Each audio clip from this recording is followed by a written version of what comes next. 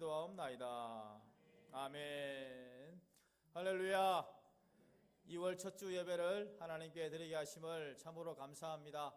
특별히 성찬식을 통해서 우리가 은혜를 많이 받았습니다. 이 성찬의 은혜가 2월 한 달 동안 여러분들의 삶을 이끄시고 인도하는 놀라운 능력이 될 수 있기를 간절히 원합니다. 오늘 말씀의 제목을 무엇을 자랑하며 살까 그렇게 잡아봤습니다. 자신의 약함은 자랑이 아니라 부끄러운 것으로 여기는 것이 오늘날 현 시대의 세태입니다. 그래서 약함은 부끄러운 것이고 감추려고 할 뿐 결코 자랑하려고 하지 않습니다. 오히려 사람들은 자신의 강점, 자신의 강함만을 드러내고 자랑하려고 합니다. 요즘 같은 자기 PR 시대에 얼마나 자랑들을 많이 하고 싶겠습니까?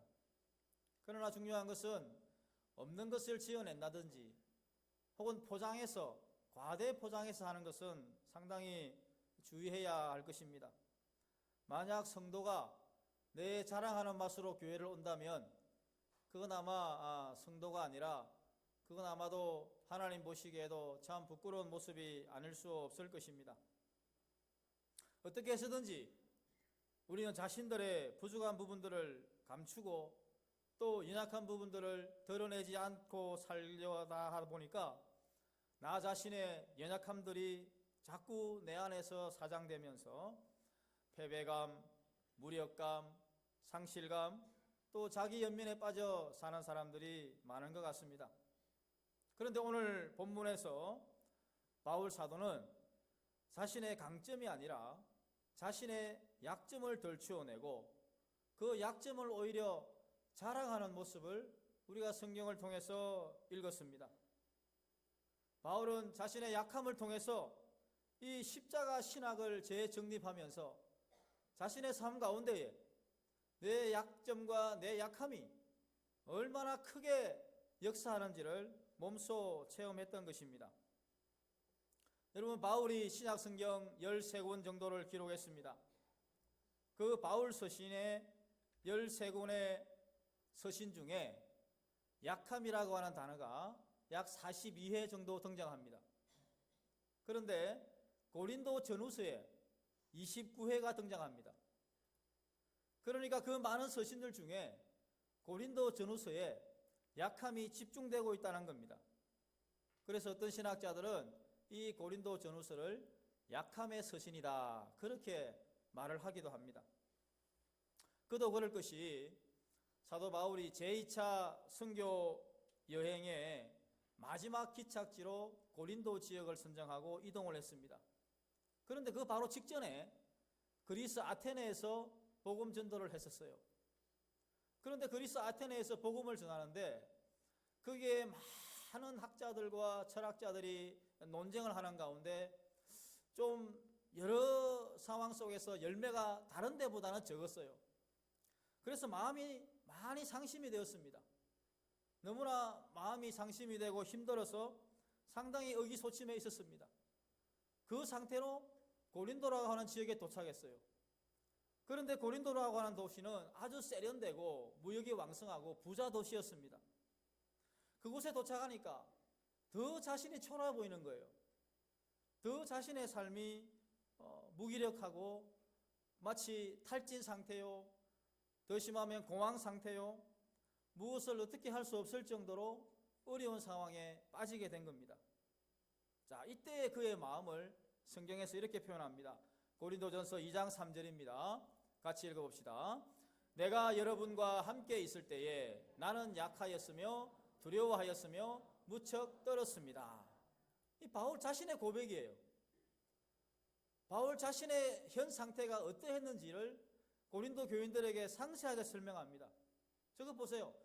내가 얼마나 약해 있었던지, 내가 얼마나 두려워 떨었는지, 나는 아무것도 할 수 없을 정도로 그야말로 탈진 상태에 있었습니다. 이러한 마음을 고백하고 있는 거예요. 우리가 아는 대로 바울 사도는 강하고 힘이 있고 많은 병자들을 고치고 가는 곳마다 이적과 능력을 일으킨 사람이에요. 그런 강력한 힘을 가진 사람이 나는 약해 있었습니다. 나는 무척 떨고 있었습니다. 그때 내가 얼마나 힘들었는지 아십니까? 라고 고백했을 때 그의 마음이 어떠했겠습니까? 이렇게 말하기가 쉽지가 않거든요. 그런데 이 약해 있을 때에 하나님이 바울 사도에게 놀라운 은혜를 부어주셨어요. 먼저 사람을 만나게 하셨습니다. 누구를 만나게 했는가 하니까 회당장 그리스보라고 하는 사람을 만나게 했어요. 이스라엘 사람들은 가는 곳마다 회당을 지어서 거기서 하나님 말씀을 전수했어요. 고린도 지역에도 회당이 있었어요. 그런데 그 회당에서 제일 높은 사람을 만나게 하셔서 그 회당에서 이렇게 복음을 전할 수 있도록 기가 막히게 하나님께서 만나게 해주셨어요. 그리고 또 한 사람을 만났는데 바로 디도 유서도라고 하는 사람이에요. 이 사람은 전혀 모르는 사람이에요. 생면부지의 사람이에요. 그런데 이 사람이 바울 선생님에게 숙식을 제공한 거예요. 그 바울 일행들이 여러 명 있거든요. 혼자도 아니고 여러 명의 사람들에게 집을 제공하고 먹을 것과 입을 것을 제공해 준 거예요. 얼마나 힘이 나고 위로가 되었겠습니까? 그리고 마지막으로 아굴라와 브리스길라 부부를 만났어요. 이 사람들은요, 바울과 같은 업종이에요. 텐트 메이킹, 천막을 만드는 업종과 같은 업을 사람들을 만나게 해주셔서 그 사람들과 함께 일하면서 또 위로를 받고 용기를 내게 된 겁니다. 이렇게 하나님은요, 내가 가장 약해 있을 때에 주변 사람들을 통해서 위로하시고 힘을 북돋아 주세요.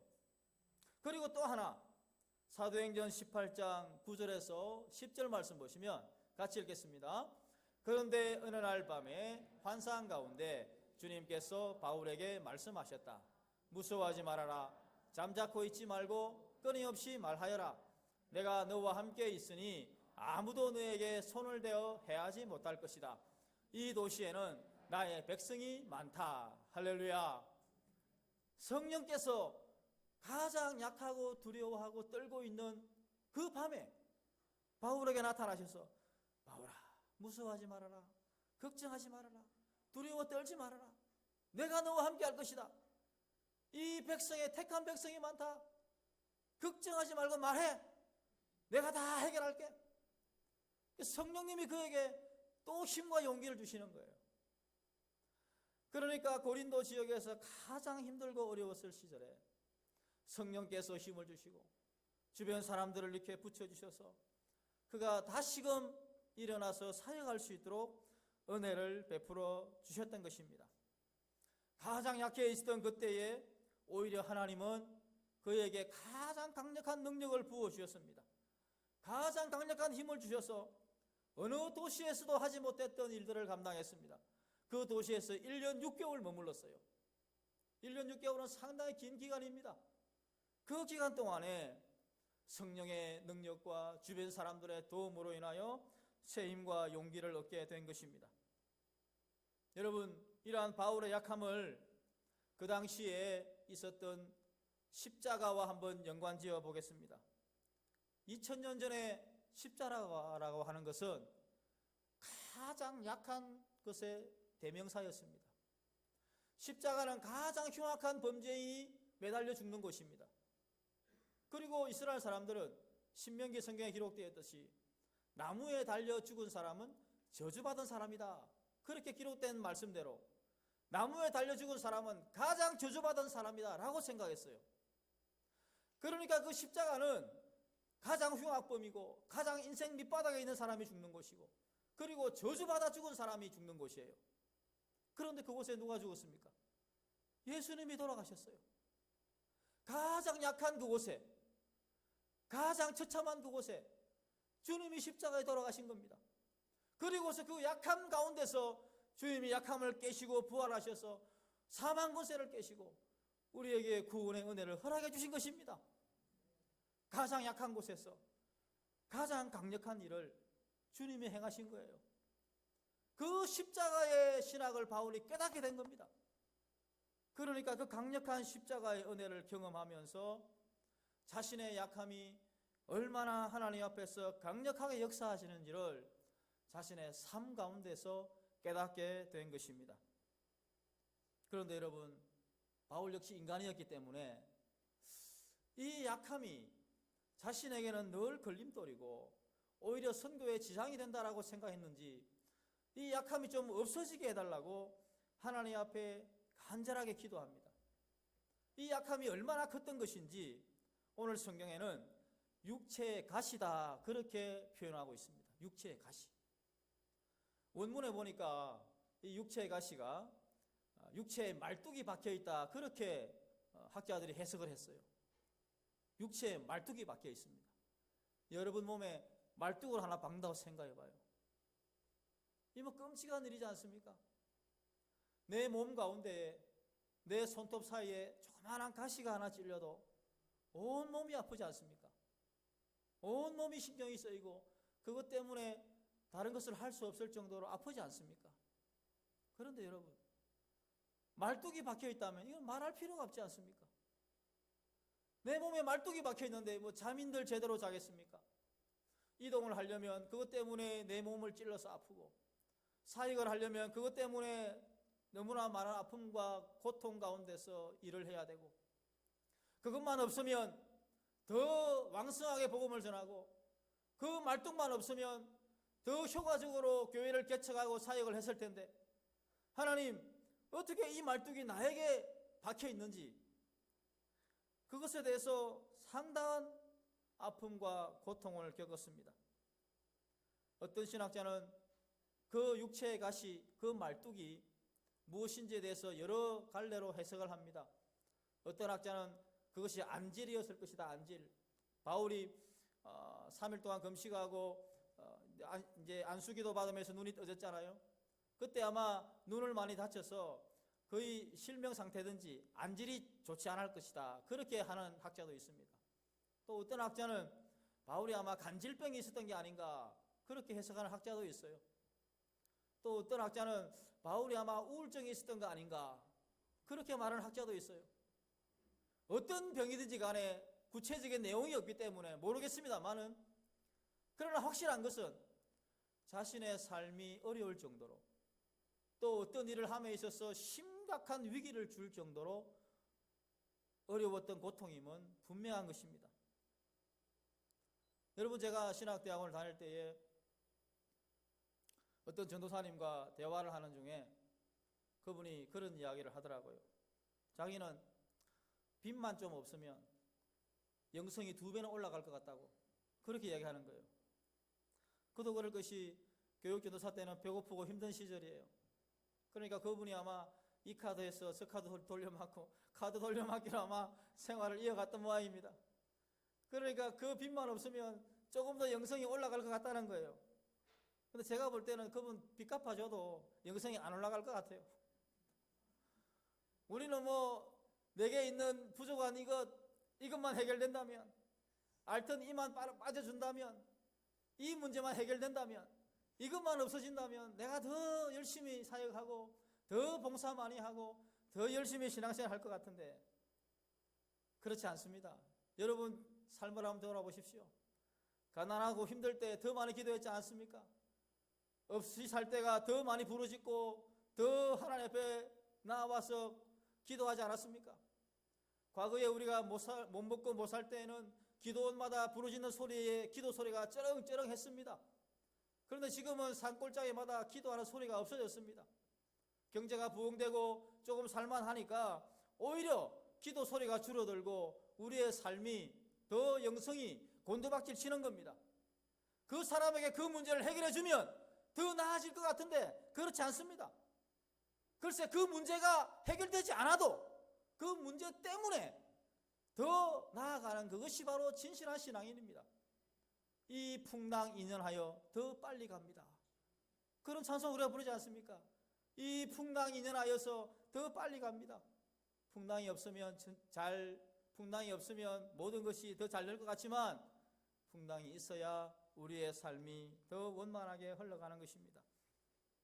바울에게 있어서도 이것만 어떻게 해결된다면 그 마음이 그도 인간인지라 있었다는 거예요.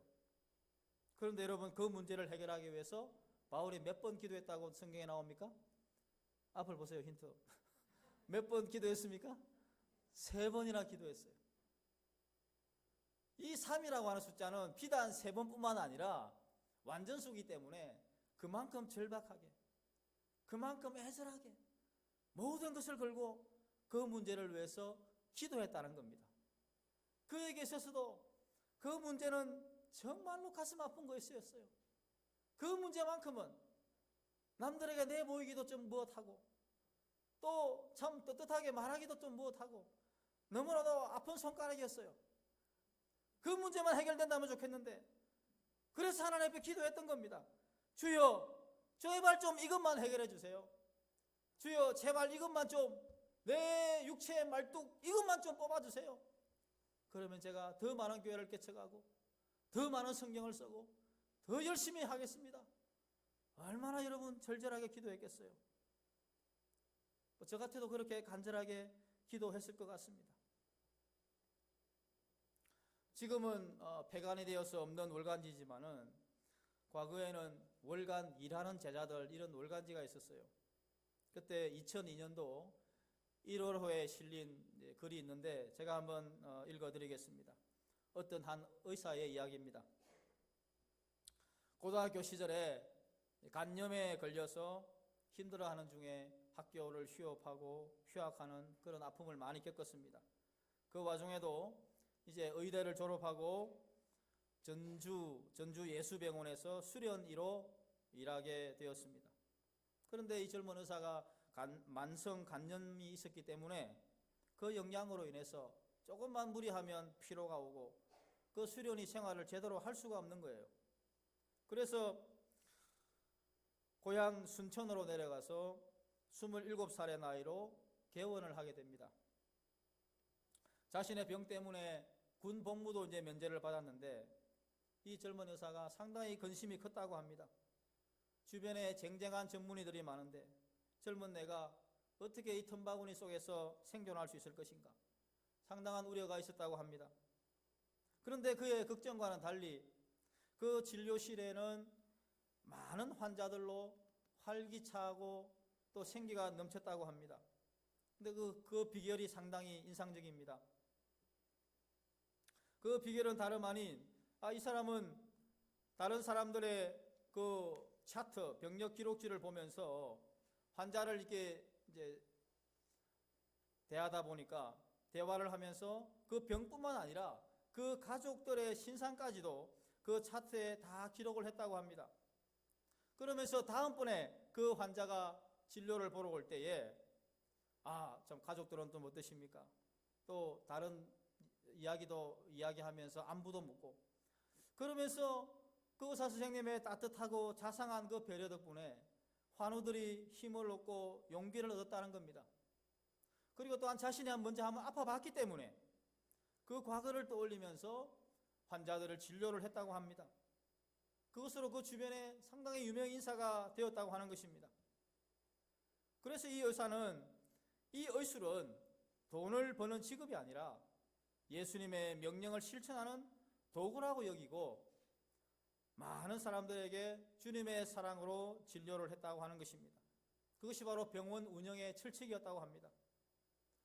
여러분, 한때 간염으로 자신의 삶을 포기할 뻔했던 그 젊은 의사가 하나님 앞에 드리는 기도가 있었다고 하는데 그 기도를 한번 들어보시기를 바랍니다. 하나님, 제 간염을 고쳐주세요. 그러나 간염으로 하나님의 손에 붙들려 있는 것도 괜찮으니 하나님이 알아서 하세요. 그렇게 기도를 했다는 거예요. 인생의 좌절을 안겨주었던 그 간염이 오히려 그를 겸손하게 하고 자신의 약함을 통해서 일을 하시는 그 하나님의 놀라운 능력을 체험하게 되었다고 하는 것입니다. 어찌 보면 그 약함이라고 하는 것이, 자신의 그 부족함이라고 하는 것이 오히려 성공의 비결이 되었다고 하는 겁니다. 바울 사도 역시 하나님 앞에 이것만 좀 어떻게 해결해 주세요, 이것만 좀 어떻게 고쳐주세요 라고 하는 그것이 오히려 하나님께서 일하시는 강력한 도구가 되었다고 하는 것을 그가 깨닫게 되는 것입니다. 자, 이렇게 하나님 앞에 3번씩이나 간절하게 기도했을 때 그 기도의 결과가 어떻게 되었을까요? 그 기도의 결과는 결론적으로는 거절입니다. 하나님이 거절했습니다. 그런데 그 거절뿐만 아니라 하나님이 그것을 통해서 놀라운 은혜를 허락해 주셨습니다. 그 바울의 기도의 결과가 무엇인지 한번 보시기를 바랍니다. 첫 번째가 바로 하나님께서 그 약한 데에서 완전해지는 은혜를 그에게 허락해 주셨습니다. 우리 9절 말씀 같이 한번 읽어보겠습니다. 내 은혜가 내게 족하다. 내 능력은 약한 데서 완전하게 된다. 할렐루야. 내 은혜가, 다시 말하면 하나님께서 주신 은혜가 바울 너에게 족하다. 아니, 족하기는 뭐가 족합니까? 지금 이것 때문에 아픈데요. 지금 이것 때문에 고통스러운데요. 그런데 하나님은 족하다는 거예요. 너에게 딱 맞는 거야. 지금 너에게 딱 맞는 건 말뚝이 박혀 있는 거야. 그렇게 하나님이 말씀하시는 거예요. 왜요? 내 능력은 네가 약한 데서 완전하게 나타나기 때문이다. 그렇게 말씀하시는 겁니다. 바울이 말뚝이 박혀 있는 채로 힘들고 고통스럽게 다니는 그 자체를 통해서 하나님은 그 아픔 속에서 하나님의 능력이 완전하게 드러내는 통로로 사용하셨다는 겁니다. 그것을 바울에게 응답해 주신 겁니다. 다시 말하면 내가 약한 데에서 완전해지는 은혜를 경험하게 된 겁니다. 그렇기 때문에 바울의 고통은 계속되었습니다. 그 아픔은 계속되었습니다. 그 눈물과 그 고통의 시간들은 계속 이어졌습니다. 이제는 친구 삼아 같이 가는 거예요. 이제는 그 말뚝이 나에게 제거되어야 될 것이 아니라 그 말뚝은 내 친구고 나의 동행자요, 나의 반려자가 된 겁니다. 왜냐하면 그것 때문에 하나님이 더 강력하게 역사하시는 통로가 되었기 때문에 그렇습니다. 이 은혜를 기도를 통해서 하나님이 깨닫게 해주신 것입니다. 고침받는 것은 거절되었지만 더 강력한 하나님의 능력이 자신에게서 나타나게 되는 것을 깨닫게 된 것입니다. 그 다음 두 번째로 기도의 결과로 이것을 체험했습니다. 두 번째 보시면 약함을 자랑하는 역설의 은혜를 체험하게 된 겁니다. 서두에 말씀했다시피 약한 것은 자랑하는 것이 아니고 감추는 것입니다. 내 약점은 드러내기가 부끄러운 겁니다. 내가 내 몸을 가눌 수 없을 정도로 아프다. 그럼에도 불구하고 다른 사람에게 안수기도 하니 고침을 받았다. 어느 사람이 아픈 자에게 가서 고침을 받으려고 하겠어요? 제대로 말하기가 참 부끄러운 겁니다. 그 약한 부분을 드러내기가 어려운 거예요. 그런데 기도의 응답을 통해서 이 약한 부분이 이제는 감춰야 될 부분이 아니라 자랑해야 될 부분이라고 하는 것을, 그 역설적인 은혜를 그가 깨닫게 된 것입니다. 여러분, 사실은 제가 신학대학원에 입학할 때 삼수를 하고 들어갔습니다. 약한 모습이에요. 자랑하기 참 부끄러운 것인데 남들은 한 번에 잘도 붙던데 저는 2번 떨어지고 3번 만에 신학대학원에 입학했습니다. 그도 그럴 것이 제가 그 당시에 시험을 칠 때는 거의 4대1, 5대1 정도 되었어요. 석사 과정에 입학하려면 재수는 기본 정도로 생각해야 될 그런 시절이었습니다. 그런데 2번 떨어지고 3번째 신학대학원에 입학했을 때 얼마나 감격했는지 모릅니다.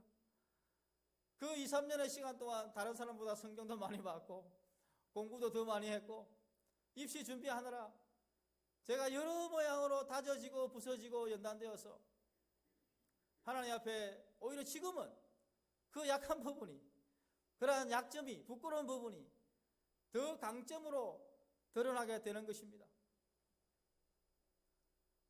제가 목사 한 수를 받고 사역을 할 때, 같은 교회 사역을 할 때 어떤 목사님은 그렇게 자랑을 하시더라고요. 자기가 신학대학원 시험을 칠 때 전날 밤에 꿈을 꿨다는 겁니다. 그런데 꿈에 시험 문제가 나타나더라는 거예요. 그때 아마 영어 문제였는데 다 나타나는 게 아니고 한 좀 어려운 문장이, 영어 문장이 그 꿈속에 보이더라는 겁니다. 그래서 자기는 그 문장을 꿈에 보고 이미 다 해석을 하고 알고 시험을 쳤다는 거예요. 그런데 시험 문제를 보니까 똑같은 문제가 나왔다는 거예요. 기가 찬 일입니다. 저는 2번 떨어지고 3번째 만에 들어가는데 왜 그분한테는 꿈에 보여줘서 시험에 한 번만에 걸리게 하시고 나는 왜 3번째 만에 걸리게 되는지. 그렇다고 해서 제가 하나님 원망하지 않습니다. 서두에 말씀드렸다시피 나의 약한 부분이, 제가 그만큼 더 공부를 했고 그만큼 더 준비를 했기 때문에 하나님께서 오히려 저에게 더 큰 은혜를 주시는 것을 경험하게 된 것입니다. 약함을 자랑하는 이 역설적인 은혜를 바울 사도가 체험하게 된 겁니다. 그리고 그 약함을 자랑할 때에 하나님께서 그에게 어떤 선물을 주셨는가? 그가 하나님 앞에 받은 선물이 있습니다. 그 다음 문장을 보시면 그렇게 기록이 되어 있습니다. 같이 읽어보겠습니다. 그리스도의 능력이 내게 머무르게 하기 위하여 나는 더욱더 기쁜 마음으로 내 약점들을 자랑하려고 합니다. 아멘. 내 약점을 자랑할 때 기쁜 마음으로 자랑하는데, 왜요? 그리스도의 능력이 내게 머무르게 하기 위하여. 내가 약점을 자랑할수록, 내 약한 부분을 드러낼수록, 나의 연약한 부분을 드러낼수록 하나님은 더 강력하게 내게 들어와 머무시는 겁니다. 이걸 경험한 거예요. 예전에 개정 성경에는 저게 머무른다는 말을 그렇게 번역했어요. 장막을 치고 내 안에 거주한다. 그렇게 각주에 번역을 해놨습니다. 다시 말하면 하나님이 텐트를 치고 내 안에 들어와 계신다는 거예요. 하나님이 장막을 치고 내 안에 아예 들어와 사시는 거다. 왜? 나의 약점을 자랑하고 나의 인약함을 자랑하면서, 주님, 내 힘으로는 할 수 없습니다. 나는 부족하니 어떻게 감당할 수 없습니다. 그렇게 고백하니까 하나님이 아예 내 안에 들어와셔서 나와 함께 거주하시는 거예요. 하나님이 나와 거주하시니 더 강력한 능력이 바울을 통해서 드러나게 되는 것을 그가 경험하게 된 것입니다. 하나님의 능력은 우리의 약점과 부족한 부분들을 자랑하고 인정할 때 하나님의 그 강력함이 나에게 더 오셔서 머무르고 나와 머무르면서 아예 텐트를 치고 나와 거주하시고 모든 인생 전반에서 그 하나님이 이끌어 가시는 은혜를 경험하게 된 것입니다. 우리가 부르는 찬양 가운데 이런 찬양이 있습니다. 날이 저물어 갈 때, 빈들에서 걸을 때, 그때가 하나님의 때. 내 힘으로 안 될 때, 빈손으로 걸을 때, 내가 고백해 여호와 이래. 주가 일하시네, 주가 일하시네, 주께 아끼지 않는 자에게. 주가 일하시네, 주가 일하시네, 신뢰하며 걷는 자에게. 우리 처음부터 같이 한번 볼까요? 날이 저물어 갈 때, 날이 저물어 갈 때, 빈들에서 걸을 때, 그때가 하나님의 때. 내 힘으로 안 될 때, 빈손으로 걸을 때, 내가 고백해 여호와 이래. 주가 일하시네, 주가 일하시네, 주께 아끼지 않는 자에게. 주가 일하시네, 주가 일하시네, 신뢰하며 걷는 자에게. 할렐루야. 내 힘으로 안 될 때, 빈손으로 빈 들녘을 걸을 때, 내 힘이 종료되고 벼랑 끝으로 내몰렸을 때, 내 모든 능력과 의지가 상실될 그때에 주님이 더 강력하게 일하실 타이밍이라고 하는 것을 오늘 우리는 바울 사도를 통해서 깨닫고 우리의 삶의 현장에서도 그대로 경험하고 있습니다. 여러분, 우리 인생의 약함을 인정하는 것은 하나님의 강력한 능력이 내 안에 머무르게 하는 비결이 됩니다.